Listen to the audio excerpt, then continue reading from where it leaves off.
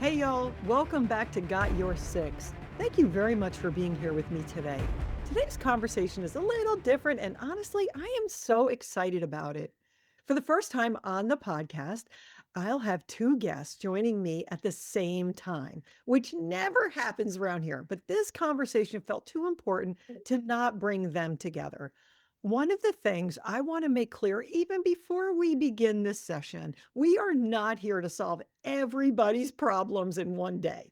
We are here to help leaders understand the impact they're making in this world through the little things they accomplish each and every day, the quiet things, the unseen things, the moments that often go unnoticed because life keeps moving so fast.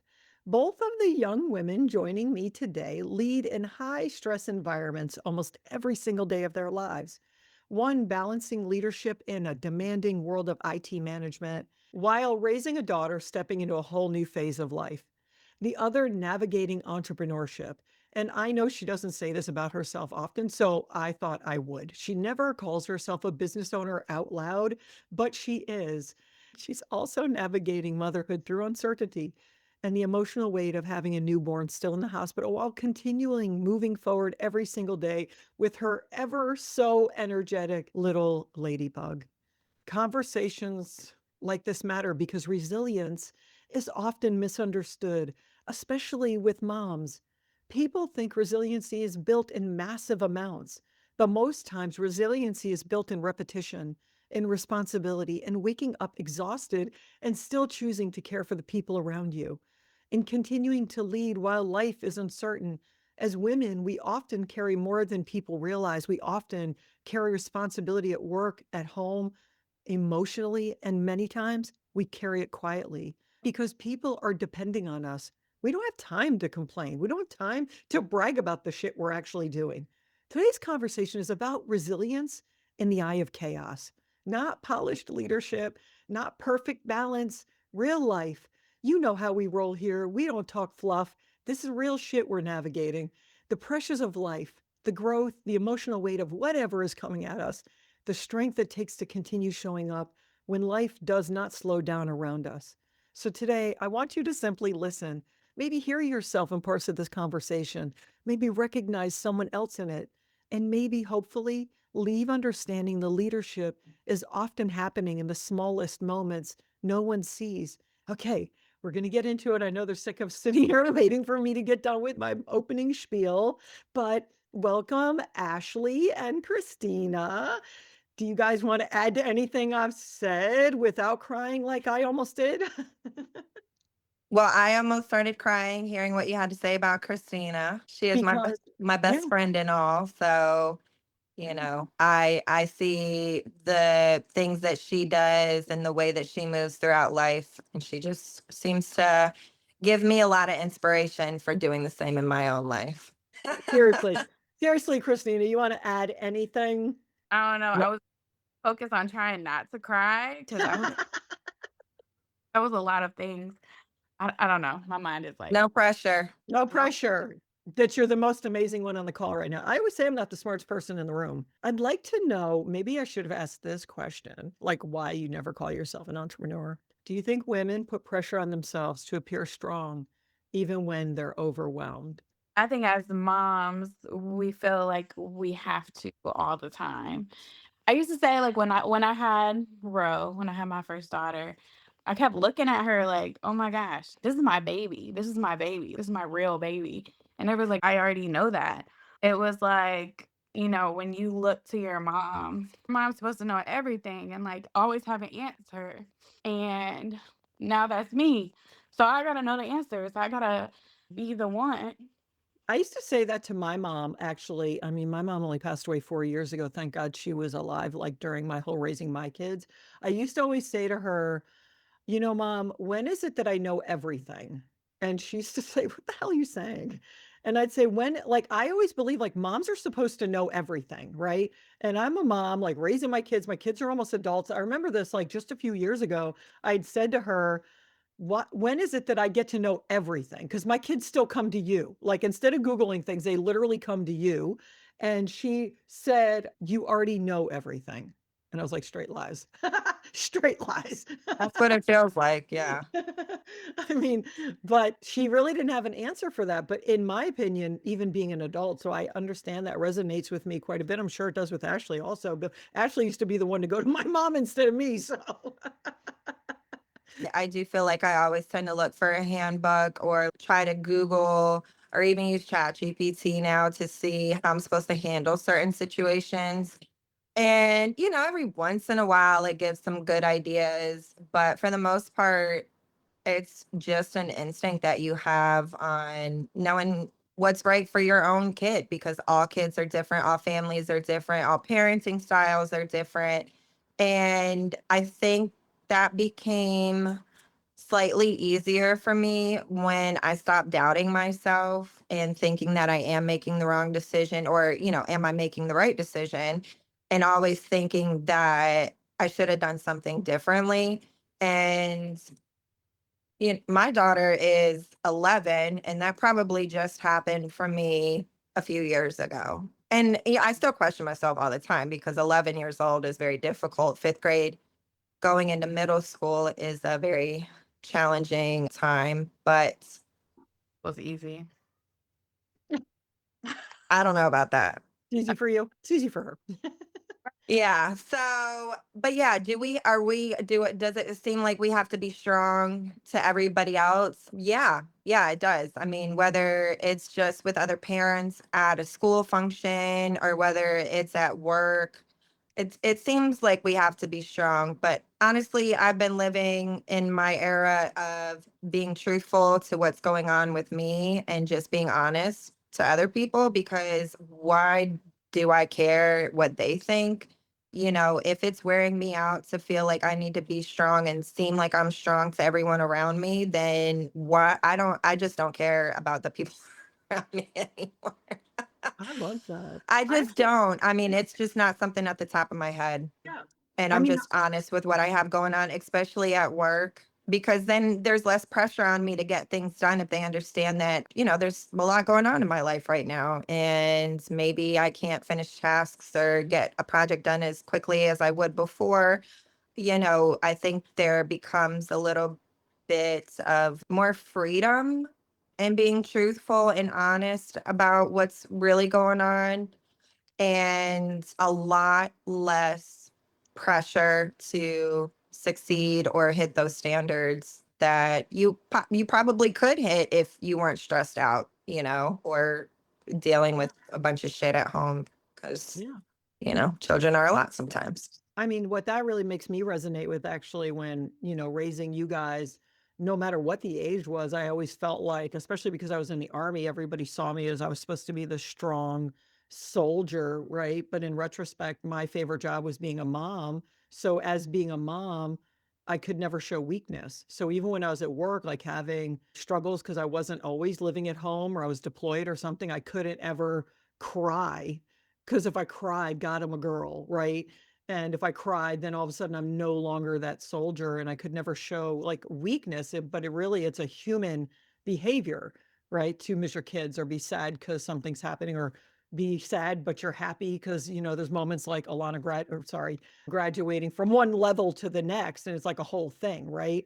But, raising you guys, I felt like that was a very difficult thing. So I felt like I had no choice but to show that I was strong. And so I mean, I know that vulnerability is not easy for either one of you, but I do love to see that in each of you in your own way. Like Christina, you post things now with the baby and stuff. And I do love seeing that because I've told you both this many times and how I bullied you onto this call, but you're a representation of young people right now. You're a representation of what moms are going through. In this era, I think that young women, young moms, single parents especially, need to know that showing that you're not always so strong is not necessarily a sign of weakness, right? And the resiliency the two of you show, even though it's masking sometimes, being able to actually, for example, not give a shit about what other people necessarily are thinking or feeling and gauging your own life the way you need to. Or Christina, you gauging your life the way you need to. I don't know how the hell you stay the way you do. Do you talk in the mirror to yourself sometimes and just give yourself like morning, like chat, cheer? Daily affirmations. Yeah, Yes. cheer Yes. sessions. Yes. Yeah.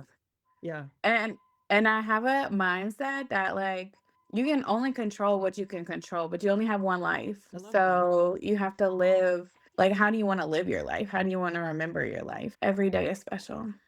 So Yeah, I love that. I appreciate you saying that. Because that'll resonate with a lot of people, because so many people are caught up in, what yesterday was instead of worrying about what today is or what tomorrow can even bring, right? I mean, mhm. yesterday it might have been raining, but tomorrow or this afternoon might be sunny and warm instead of being nasty outside, right? And I don't want to say it's just young people, and I don't want to say it's just women. People get stuck, right, in a pattern of, what yesterday had in store for us instead of looking at life just every day. I wake up today, Yeah. today is a good day. I was talking to somebody recently telling them how when my husband was in a crash, probably 18 years ago at this point, he was paralyzed for a while. And he would literally wake up every single day and say, okay, I woke up today. It's a good day. Okay, I woke up Mhm. today. It's a good day. Instead of trying to focus on like the negative things that were in front of him because he had a lot going on, right? Trying to learn how to walk again. But I mean, that's how you have to look at life sometimes, right? I mean, we all Mhm. have trials and tribulations. And if you look at today as I'm gonna get up and put my feet on the damn floor and move through it, you got to Yeah. focus on what the important things are because you each have really important things going on. I think each generation is different with the children, and kids these days are very aware, much more aware of what's going on in the world because of electronics and what they're able to get access to. But they're also much more vulnerable with their own feelings. Maybe not, maybe not necessarily talking about it as much, maybe conversating about your emotions is difficult. But I mean, that's difficult for everybody. But I think that they also have an expectation and almost a entitlement to how they feel and other people respecting how they feel and a lot of compassion for people's feelings and a lot of compassion for what's going on, in the social justice area of how others are being treated. And I think that's also made it easier for me to become more vulnerable with my own feelings. I mean, do I care about what people say? Yes, I do. But, some days I don't. And those days or I just don't care. It's a good feeling. So, but I think a lot of it has to do, with being open to what your kids are saying and how they're talking to you and hearing, maybe negative things you say about yourself being repeated through them. It makes it a lot different when you hear it through your kid's mouth, so it makes you want to adapt and, to ways that you're handling things. I think sometimes being honest and vulnerable with them, it's almost like a trust thing. Like, that you Hmm. gain their trust because they know we're people too. And sometimes, Hmm. that makes you more a better parent to me because it makes you more human to them. They Well, understand that they're not the only people that feel feelings. I think Alana thinks I'm like a robot or something, so I don't know too much. No. My dad, she's got some unrealistic expectations of what a single mom can do, but yeah, Some Asked me of the that, other day, did I book our tickets to Paris? And I was like, yeah. "Nope, yeah, not yeah. yet." I think honestly though, I think some of it is because the both of you just make shit happen. I hate to say that. I hate to put that back on your plate, but both of you just do things. Like it's incredible to me sometimes even watching the both of you. I mean, I'm lucky enough to be in both of your lives and seeing all the things you accomplish, but you're looking, I mean, yes, Lonnie is 11 and Ro is 6, but they're watching the 500 things you're managing in a day. So to them, you are invincible. You are this robot that can accomplish anything because all they're doing is they're living in their little world, but they're watching you maneuver through a thousand things. And even though, no, they're not like thankful yet, but they are seeing that. So seeing you do all of that makes them think you can do all the things, right? I mean, you don't ever talk to them about money in the sense of having it or not having it. So why can't you book a damn trip to Paris? You've got a credit card. What the hell? So the realistic view of that is just skewed because of this incredible, persona you put on for them to let them know that life is okay the way it is, right? And you're going to live it how it needs to be lived. And instead of living some fake life, because some parents out there try to live a fake life so their children are shielded from things, but in essence, really, the two of you, the way you're mothering is going to be eye-opening to them as they're older and older because they're experiencing life, right? Mhm. Yeah. Well, I think not giving your kids that isn't doing them any justice, especially, oh, they're 18. Okay, go ahead, go in this world and see what that is, you know? Yeah. I don't I know. don't know. I Yeah. think if you teach I them all the things and let them experience things with you, then it's easier when they get there, you know? Yeah. Well, I think also it being single parents, we really don't have much of a choice when it comes to that. There's nobody else here on a daily basis to be able to like hide things from or be able to like uh what's the word? Like have a partner in crime. Yeah, I guess where you can like, distract your kid, the other parent can distract the kid while you're like Mm. in the corner crying, or like the kid can be distracted while you're like stressed out about how you're going to pay your bills, or there's another income in the household, so you can maybe go to Paris if that's a possibility, but that's just certain things just aren't possible. Yeah.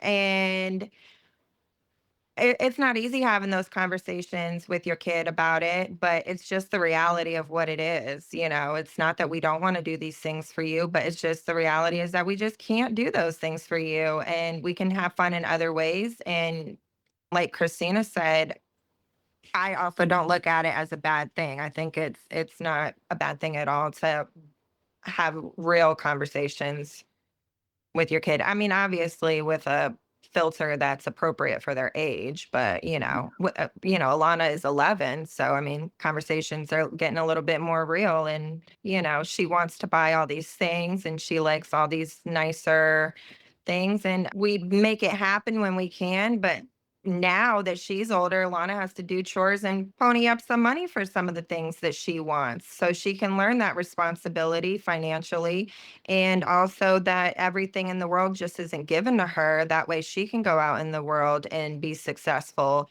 and know how to work hard for the Mhm. things that she wants. Yeah, Yeah. absolutely. I mean, that's exactly what I was going to say is you're teaching her responsibility. It's not just that Mhm. like you need the money, so she's giving it to you. You're teaching her responsibility by helping to pay for her things, right? Yeah. Mhm. Yeah, I think that's very important. I think too many times parents don't do that. We were I always think very real raising you guys talking about money because we just always felt like too many kids grow up not understanding money. Like you have a credit card, like you guys grew up in the credit card era. So you see us using bank cards. I remember Ty one time was like something about money. And I was like, well, it's just not a good time. And he was like, what do you mean? You have a bank card? Well, I think I was still in the era of layaway because I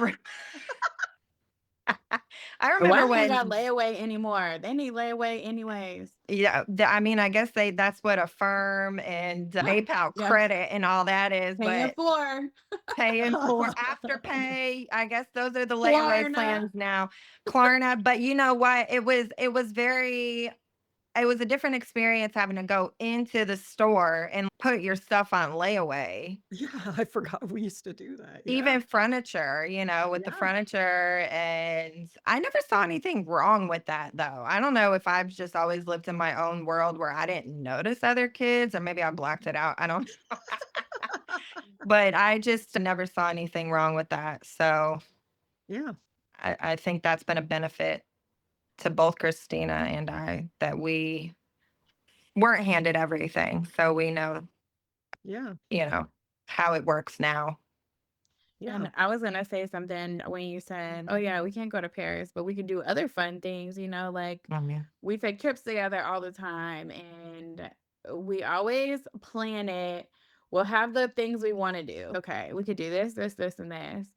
But let's look at the other stuff. Let's look at the real stuff that doesn't cost any money. Let's look at when we go to the beach. We could just sit at the beach. We can do that. We can, we But want to we get bring drunk. activities to do at Yeah. the I was just beach. We going to say Yeah. paint the that. seashells, and we Yeah. do, Yeah.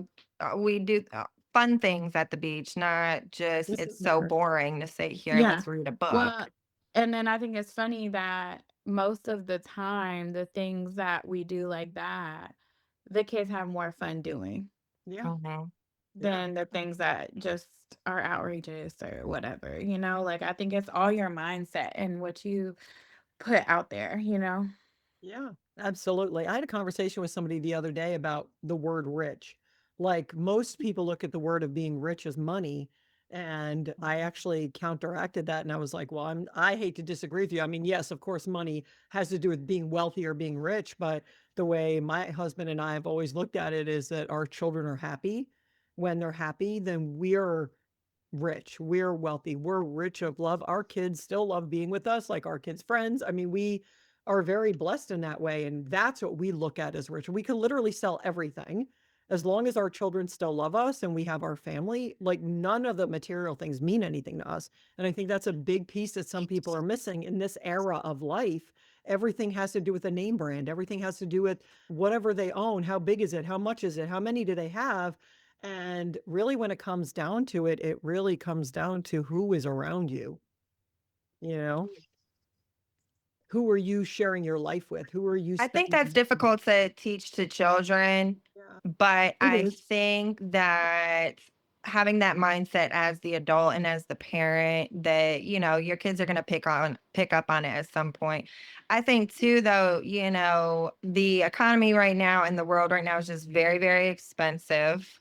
It's true, though. The economy now is insane. The grocery store is, I think, what hits us the hardest. So I think it's just really difficult. Everything right now is really, really expensive. So it kind of limits you more and it puts more pressure on us as parents to figure out those free things to do because, that's not going to be at the top of the list when you try to maybe think of ideas or do some research on what there is to do. You're not finding the free things at first. It takes more effort and it takes more work.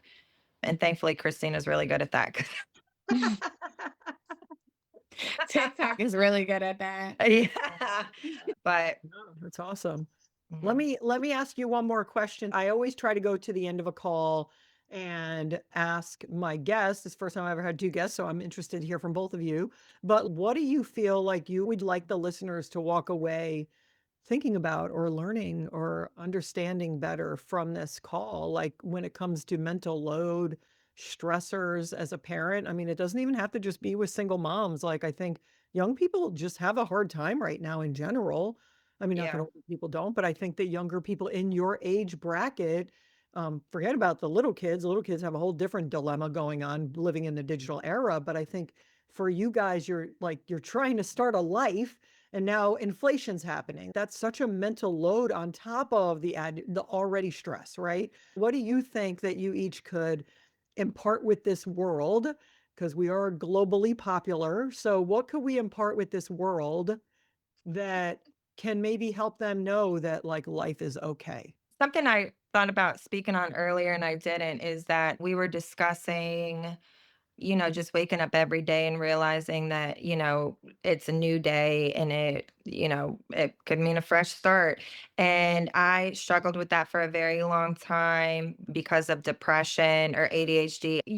I mean, thankfully, I think our generation is a little more open to medication than some of the other generations are. But even it took me a very long time, very many years to find a doctor that I could trust and who heard what I was saying and allowed me to advocate for myself. Yeah. And it hasn't been until recently that I found the right medication for me that I have been able to wake up and say today's a new day. Earlier in the call too, I think it was mentioned like, yesterday was a rainy day, today's a sunny one. Yesterday was literally a rainy day, and I was literally in a rainy day mood, and it was not a good day for me. And today it was bright and sunny, and I've had a really good day, and I was able to leave yesterday in yesterday. So, all of that to say that, medication isn't bad for you. It's okay to be vulnerable in that way, to allow yourself to seek help and allow yourself. I think too, when I was looking for, which I never found a good therapist, by the way, but, something I read was that they're a therapist and doctors are working for you. So you can go and you can interview them because you guys need to align on your thoughts. I had lots of doctors that just tried to push medications on me that didn't seem fitting, and the same for my daughter. And it's okay to say no. It's okay to stand up for what you feel is right. And sometimes even your self-doubt may just be a gut feeling, and you should listen to that.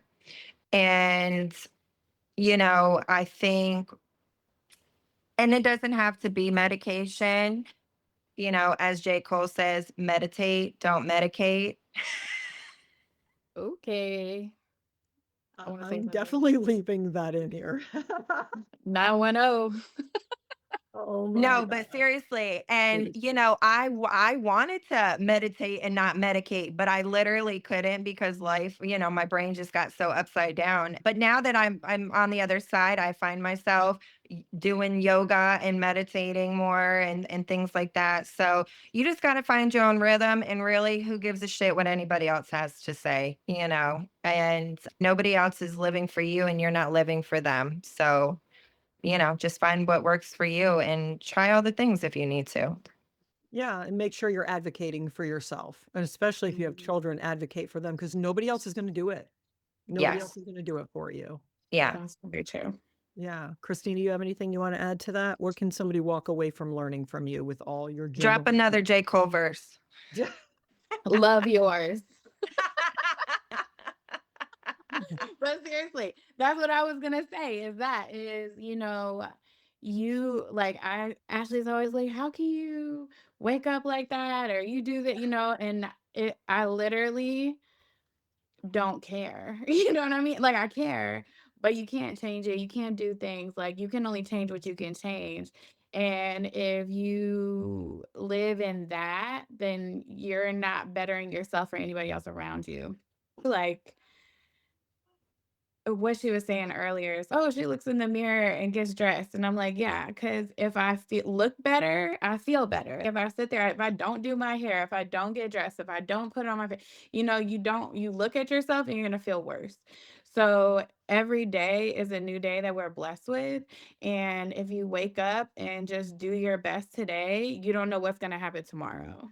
I really appreciate I know you Well, guys. the last thing I want to Oh, say really fast, there really is nobody like a best friend who is more than a best friend, a true best friend. I think it's really hard to find friendships these days. A lot of people are fake. A lot of people are just out for themselves. So when you've got a really good friend or you have anybody who's there for you, you need to make sure that you're there for them too. So that way, you're not just taking, but you're also giving back. And I really respect Christina for always sticking by me because I'm not always giving back to her, but she definitely pours a lot of love into me and into Alana that I'm very grateful for.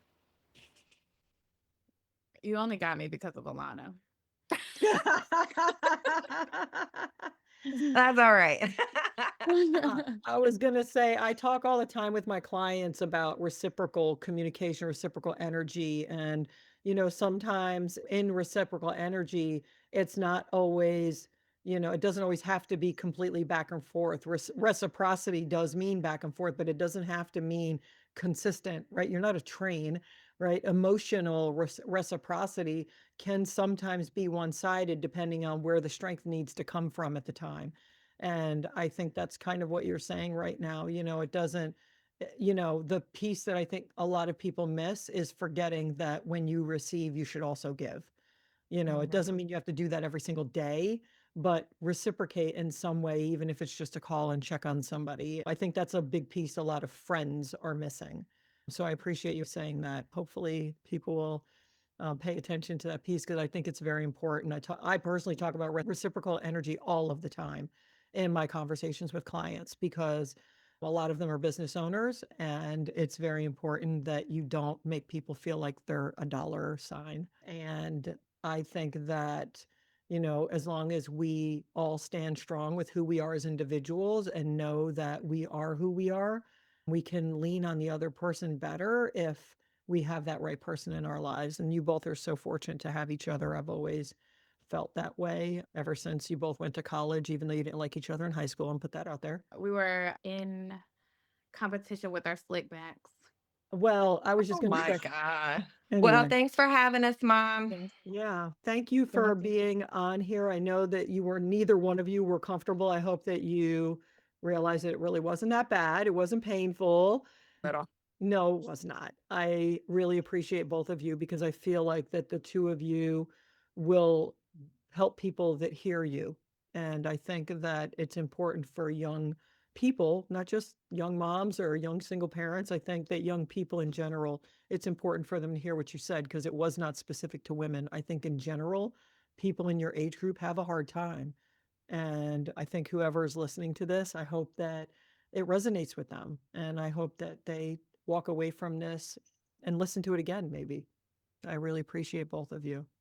Thank you. Thanks. We appreciate you, Oh, thank you. Dr. Tracy. Yeah, Okay, thank you. Dr. T. Dr. Yes. T, what? Okay, guys, this conversation was not about doing more. It was about doing what matters.